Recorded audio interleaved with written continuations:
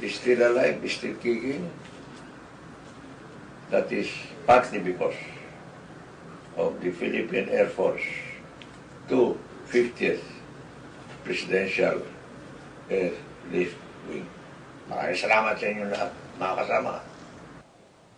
Ang mga narinig natin mula sa ating mga Pangulo at ang maririnig natin mamaya sa ating guest of honor ay patpatnubay sa amin upang higit pa naming mapag-ibayo ang aming serbisyo.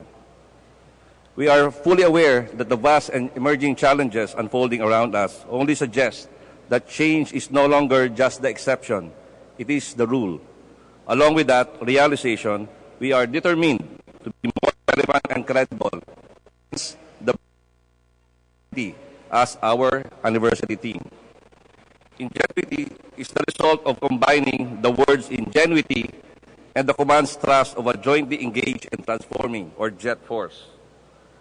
Ingenuity refers to skills and creativity to think, act, and create ideas that allows one to solve problems. JET force is the PAF's plan to improve capability. Just imagine the result of combining these two powerful ideas and translating them into a mantra towards ingenious change. They say ingenuity was starting to work after the President awarded the 250th Presidential Airlift Wing the Commanding General Philippine Air Force Streamer for Tactical or Flying Wing category and the Flight Safety Award during the last Air Force anniversary. In light of our President's proclamation, change truly has come. Change that is tangible, change that inspires us all to do better. Thus, among others, and as far as it is safe, our presidential helicopters now fly the President, even in the darkest of nights. This is a precursor to the development of full night vision or goggle or NVG capability per guidance of our Commanding General, Lieutenant General Edgar R. Falyurina, AFP. We are also exploring multi-mission capabilities like medical evacuation. In support to the resolve of our first President from Mindanao, we now have an advanced command post in Davao City. But looking farther, we also have a dream. This is incorporated in our strategic plan dubbed as Blueprint. Our breakthrough goal positions us not only as a VVIP airlift provider, but more importantly, as a command and control facility of the President, where he has unrestricted control of forces every time he is on board our aircraft. Our dream cannot take off without support, so we are inspired that stakeholders are on board with us early in our blueprint. On board ako! On board kami! On board kami! On board ako! On board me! On board kami! On board kami! On board ako! Mga kasama,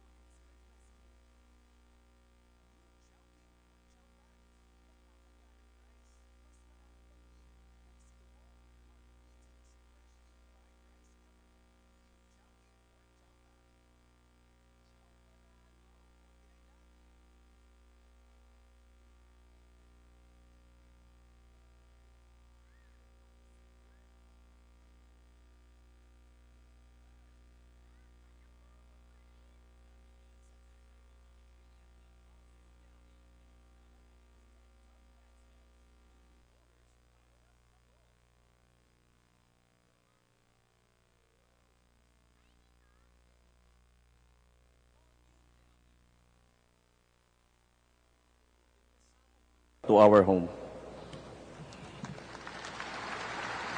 Thank you, sir. Anniversaries are great moments to celebrate the unit's achievements and milestones. These are more than the sum of individual parts played by lower units and individuals. Today, we recognize the units and individuals, as well as our partners, who have performed exceedingly well and have positively contributed to the accomplishments of this wing. At this juncture, we shall now proceed to the awarding of plaques of merit, streamers, as well as plaques of appreciation to deserving personnel, units, and civilian partners. May we request our guest of honor, President Rodrigo Roa Duterte, to present the awards. He will be assisted by the Secretary of National Defense, Secretary Delpin N. Lorenzana, the Chief of Staff, Armed Forces of the Philippines, General Ricardo R. Bisaya, the Commanding General, Philippine Air Force, Lieutenant General Edgar R. Paulurina, and the Wing Commander, 258th Presidential Airlift Wing, Colonel Alan T. Paredes. For having been adjudged as the Officer of the Year, rated category, Plaque of Merit is awarded to Major Edson Carlo M. Tadea, Officer-14163, Philippine Air Force.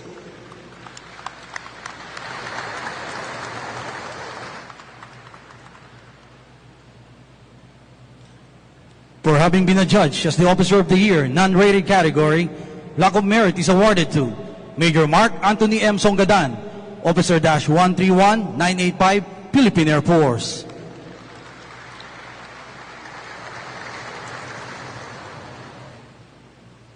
For having been adjudged as the non-commissioned Officer of the Year, Plaque of Merit is awarded to Staff Sergeant Rogelio G. Luis Jr., 835006, Philippine Air Force.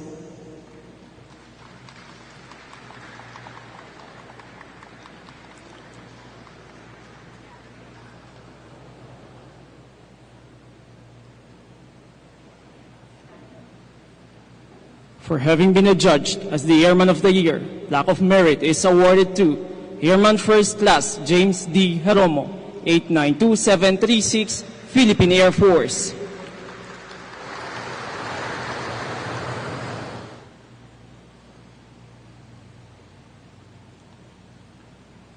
For having been adjudged as a Civil Employee of the Year, Plaque of Merit is awarded to Mrs. Marcelina D. Magnaye, Civilian Employee.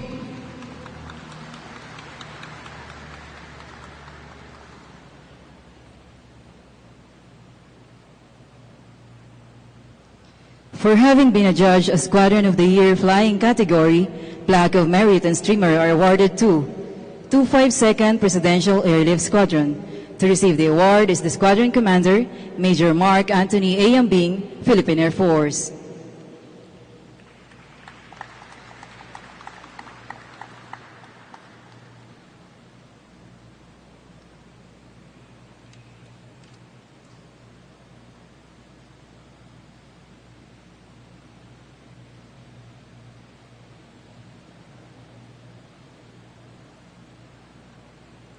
For having been adjudged as Squadron of the Year Support category, Plaque of Merit and Streamer are awarded to 481st Field Maintenance Squadron. To receive the award is the Squadron Commander, Major Samuel V. Sapinoso, Philippine Air Force.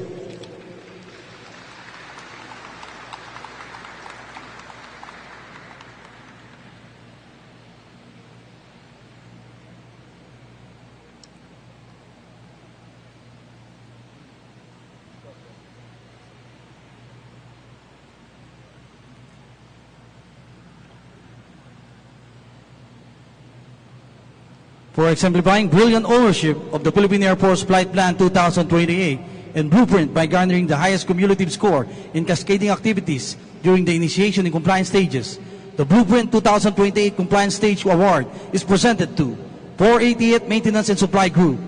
To receive the award is the Group Commander, Lieutenant Colonel Jerome Erin S. Santiago, Philippine Air Force.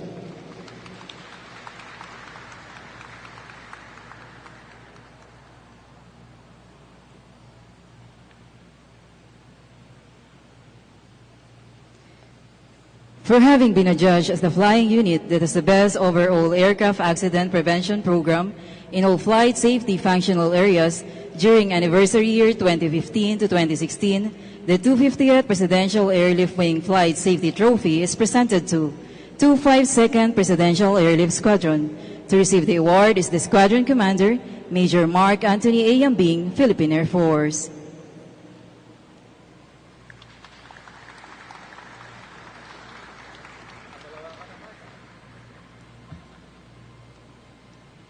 In grateful appreciation to the invaluable contributions rendered to 250th Presidential Airlift Wing, Plaques of appreciation are also awarded to the following. Philippine Airlines. To receive the award is the President of Philippine Airlines, Mr. Jaime Bautista.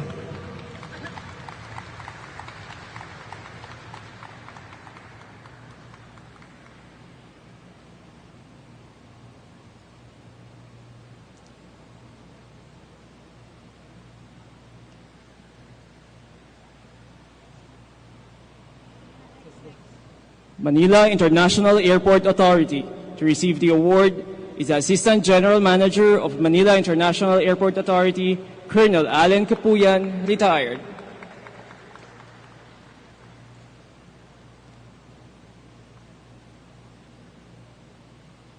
Lufthansa Technique Philippines. To receive the award is the Security Manager of Lufthansa Technique Philippines, Mr. Abside Abalos.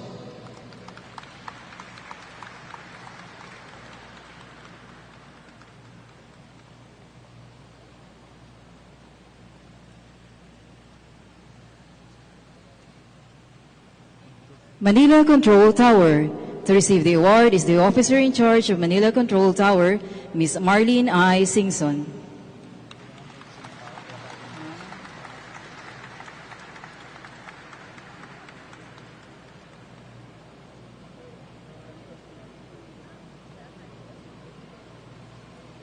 Airport Police Department. To receive the award is the Officer in Charge of the Airport Police Department, Brigadier General Romeo L. Labador, retired.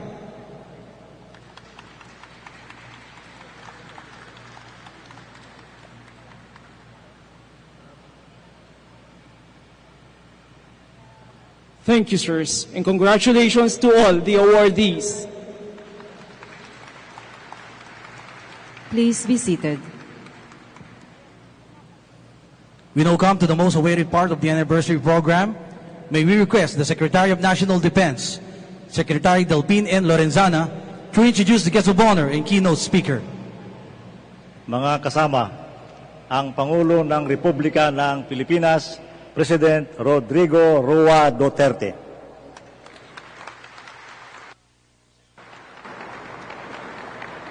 Kindly sit down. Thank you. Secretary Delpin Lorenzana, General Ricardo Bisaya, other major service commanders, Lieutenant General Edgar Valorina, Colonel Allen Paredes, forward wing commanders of the 25th Presidential Wing, airmen of the 25th Presidential Wing, fellow workers in government, my beloved countrymen. Unahin ko muna yung felicitations, my warmest greetings to the command, to the Presidential Wing. Salamat po sa serbisyo ninyo sa akin ngayon at nung noon. When I was mayor, of course it was the CASAP. Malaki pong utang na loob ko sa Air Force for the mobility that they provided me during the years of my service to the government. That would have been about 40 years hence. Pangalawa po, wala masyado akong pera ngayon, but I am approving the extension of the pilots' quarters. It's about 2 million plus. I'm giving it to you right away. The repair of the EP barracks, it's about 900 plus. Maibigay ko po yan.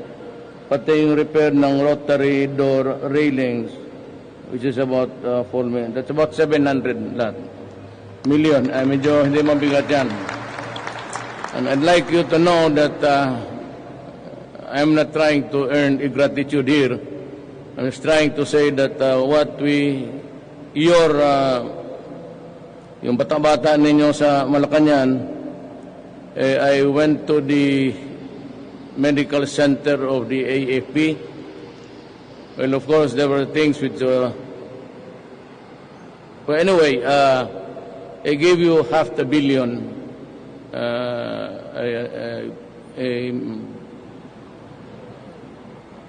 CT scan, hindi na CT scan, MRI, pati new building to replace the original one. But I said you can always refurbish the building, sayang eh. But entirely new one and a lot of machines, yung gamma rays, X-ray, and of course yung para sa orthopedics. All in all, I give you almost $500 million, and I hope that it would improve the services to the soldiers. I'm quite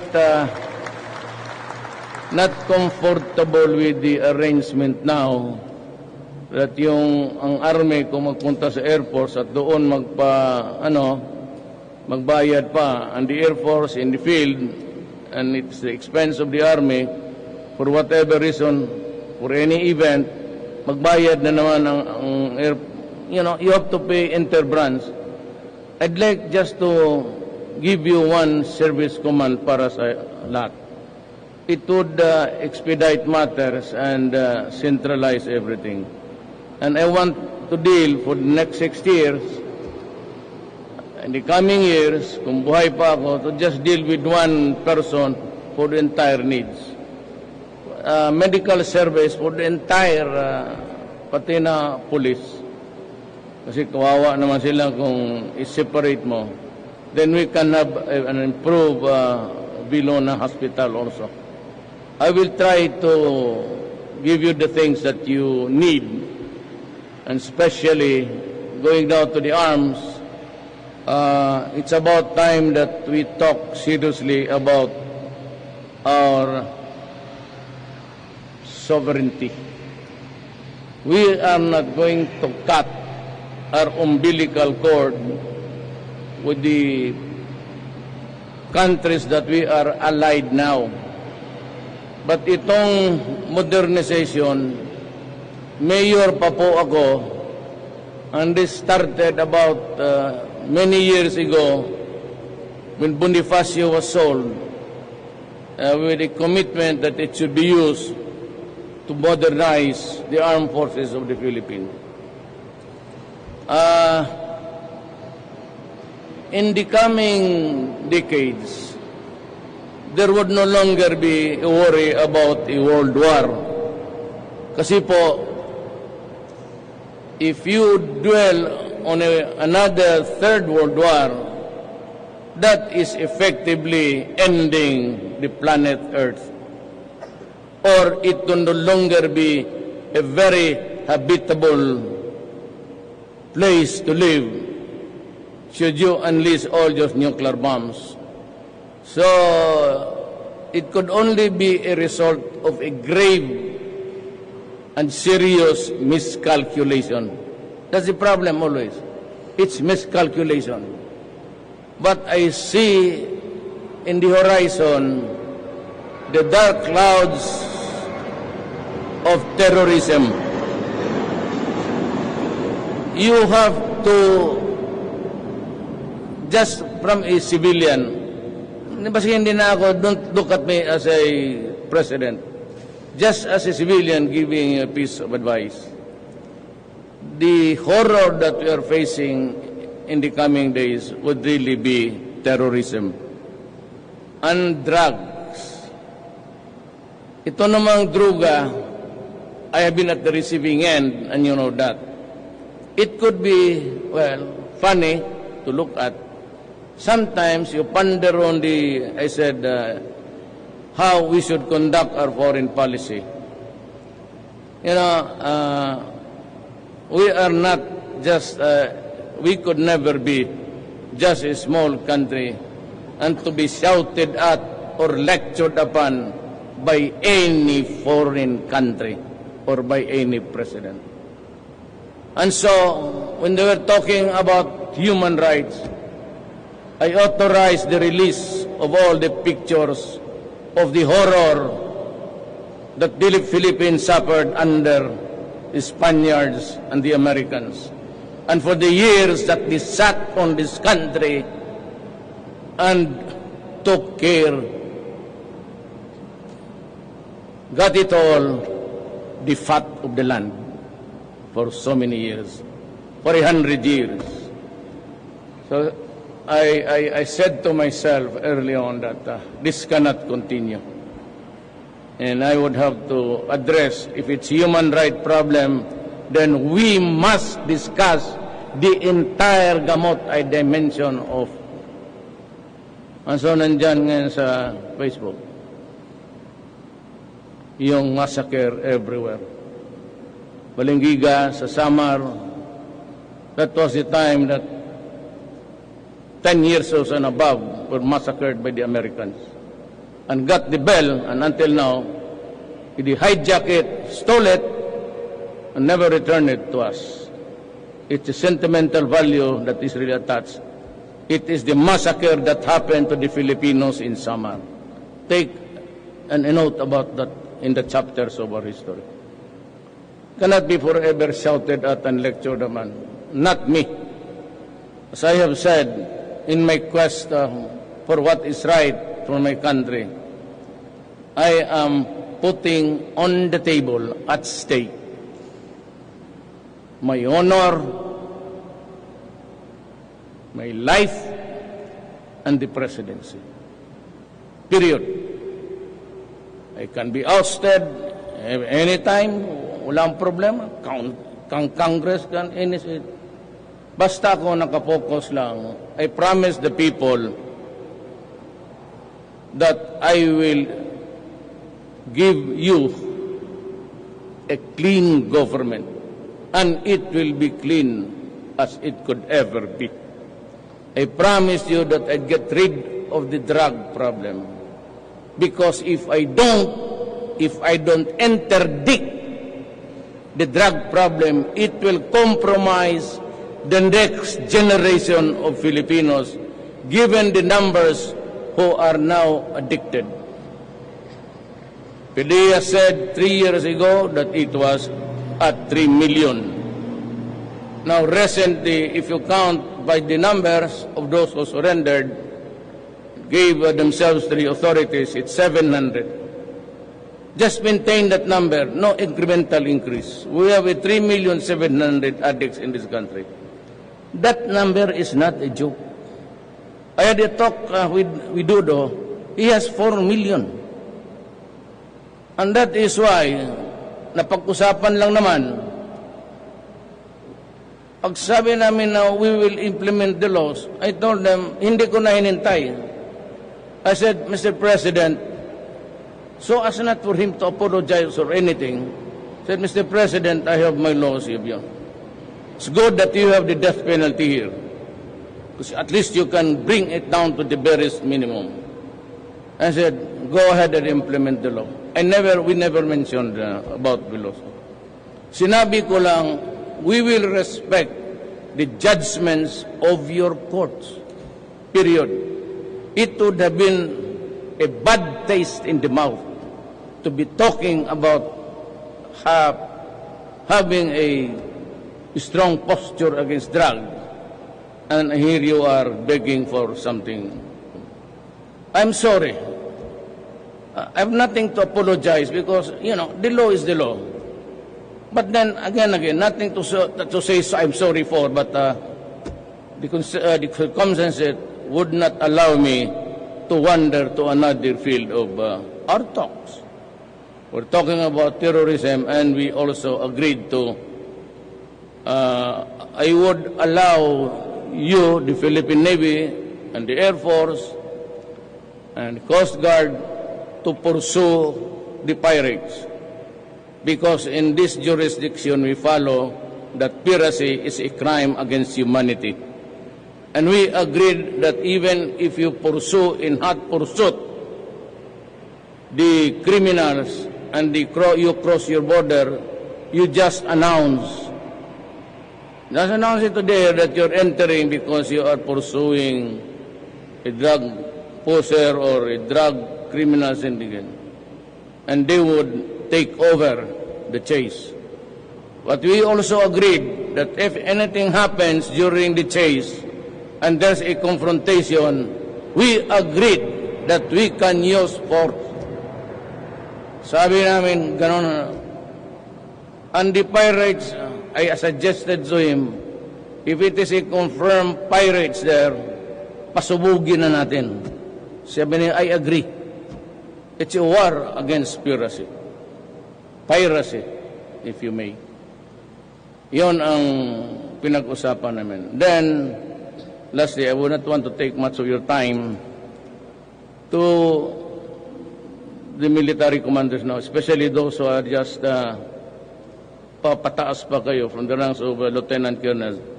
Pag-aralan na ninyo ang purchase ng, I may have the money. They have, two countries have agreed to give me the softest loan. Maybe payable in 2025. Sabi ko sa kanila na I want weaponries and armaments. Hindi ko kailangan yung mga jets, yung mga F-16. That's of no use to us. We don't intend to fight any country using it. Pag ginamit natin yan, wala marin tayong missile, kahit na pabiblihan ng mga gago. So, let's content ourselves with even the propeller-driven planes, but which we can use extensively sa anti-insurgency. Which could very well, from terrorism in Mindanao, it could generate into a full-blown civil war. That's why we are trying to talk. Naariglo ko na yung, insofar as just talking, do not be dismayed about the fact that we are talking to the left. Much as I would like to really be very strict about this thing about war, but I am a president and my job is to seek the peace of the land. We cannot be forever fighting Filipinos. We cannot be forever killing our own citizens. So, they've agreed to talk. We can use the extra force now. We can focus them in Mindanao. At yung sabi ko, there are countries offered us so many. Sabi nila, mamili ka lang doon. I'd like to tell you that some of our guys there, I'd tell you in country names who they are, and you can also go there if you want. I would like to ask the Defense Secretary Lorenzana to samahan kayo, the technical people. Pumunta kayo ng Russia at pumunta kayo ng China. At tignan ninyo kung ano ang pinakamabuti. But the most important thing here is you have to change paradigm. Hindi na itugiran na harap-harapan. So it's always a matter of detection. Meaning to say something is afoot and you have to detect to find out what it is. Yun ang ibig sabihin niyan. Parang James Bond na ito ang laro na ito. Not so much about the display of might, but your might be stolen from you. So ibahin na ninyo because you are dealing with terrorists and there will be explosions after explosions until we find peace. Mabutit na lang ang MI has adopted a good neighbor policy, like almost a belligerent country, but not still, and they have agreed to talk to us, and as a matter of fact, help us in the arrest of several suspects of people involved drugs. Si Noor naman could not make up his mind, but I hope that someday he would decide, because yung Abu Sayyaf is out of his control. I'm sorry to say it in public. Hindi na niya mapasunod eh. So we have to do it for him. Ang nakakamabuti sa problema natin is Abu Sayyaf. There's also a flashpoint somewhere between the MN and the Abu Sayyaf. So they are exchanging things there. I know the wife. There's a conflict going on. But at the end of the day, you might just take on to one look at them because baka magkaisa. So yan ang problema natin. Insurgency and terrorism. We will not join any expedition of patrolling the seas. I will not allow it because I do not want my country to be involved in a hostile act. Patrolling kasi, when you patrol, not on the high seas but some other else's territory, whether it is really owned by us, which the law says, the judgment says, atin yan, entitlements, at sabihin naman ng isa, China says that. That's beside the point. The point is, I do not want to ride gang style there with China or with America. I just want to patrol our territorial waters. So may I remind China again, beyond the territorial waters are the entitlements of the sea, yung panalo natin. But it is not part of our territory. It is a part of our exclusive economic zone. Ano yung mga isda, ano yung makita mo dyan, pati yung sa baba, yung oil, pati gas, kung meron. But the territory is limited to the 12-mile limit. So that is ours. Hanggang dyan lang tayo. We do not go into a patrol or join any other army from now because I do not want trouble. There will be no more, and we can buy the arms where they are cheap and where there are no strings attached and it is transparent. Sabi ko sa kanila, I would not deal with you except on a government basis. Sabi naman nila, you send your mga technical men mo sa armed forces mo, and they'd be happy to show you what they can offer. Sabi ko, well, in the coming days, it will depend on, pag sinabi ni General Lorenzana na tama na, okay na, susunod lang ako. But kung kulang, saan tayo nagkulang? I want propeller-driven short-run bombings. Kailangan natin yan, I said. And we will buy. And you will start your modernization further with me. Ibibigay ko sa lahat sa inyo yung kailangan ninyo para talunin yung kalaban. You can be sure of that. Short of a world war which we cannot participate and which is anyhow useless, I will give you all the things you want. Lahat ng para talunin ninyo ang kalaban. And of course, you may have noticed there are now adjustments in your salary. I hope by December you'd have realized that double ang sweldo ninyo lahat, police pati ang armed forces. Double the salary.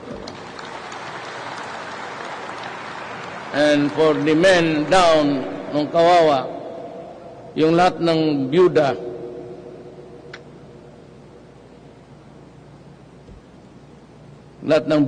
automatically, pag walang trabaho, they are employed. I've ordered different DILGs kasi kaswa lang. So they would receive the 1 sack of rice, as a soldier, 1 sack of rice. Kasi enroll ko rin sila sa 4-piece and a job to boot.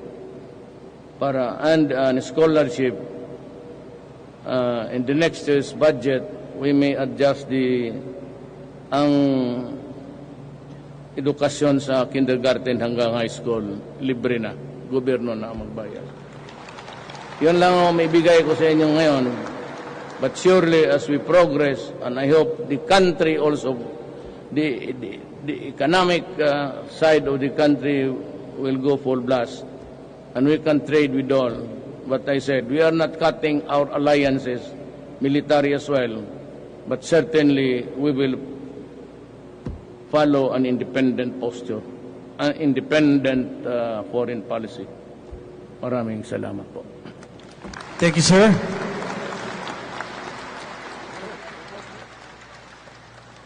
Please remain standing for the singing of the Air Force hymn.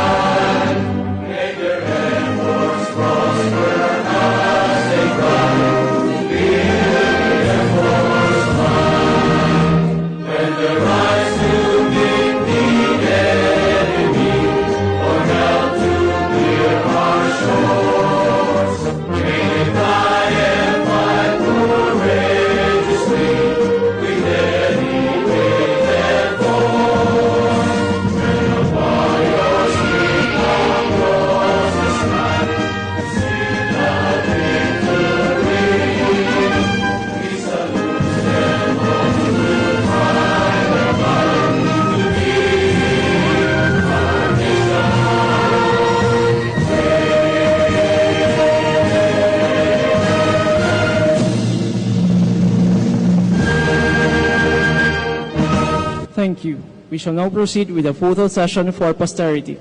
May we request President Rodrigo Roa Duterte for a photo session. Meanwhile, the audience is requested to be seated.